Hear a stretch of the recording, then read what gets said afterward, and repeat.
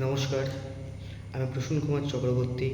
আমার চ্যানেল তন্ত্র মন্ত্র যন্ত্রে আপনাদের সকলকে স্বাগত জানাই। আজকের ভিডিওটা তাদের জন্য যারা সত্যিকারের ভালোবাসতে জানেন। আপনি হয়তো আপনার প্রিয় মানুষকে প্রপোজ করেছেন, কিন্তু সে আপনাকে বারংবার প্রত্যাখ্যান করছে। তো আপনি কি করবেন?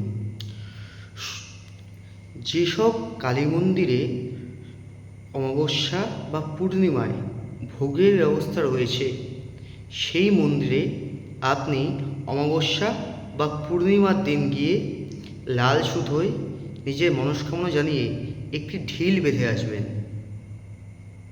এরপর যদি সেদিন সোমবার পড়ে তবে সেই দিনই, নইলে তার পরের সোমবার, মানে যেদিনকার ঢিল বেঁধে আসবেন তার পরে যে সোমবার আসছে সেই সোমবার দিন চিনি এবং মধু দ্বারা শিবের অভিষেক করবেন কোনো মন্দিরে গিয়ে, যেই মন্দিরে নন্দী রয়েছে।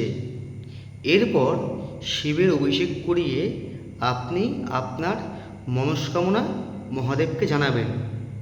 তারপর নন্দীর দোকানে আপনি আপনার মনস্কামনা জানান।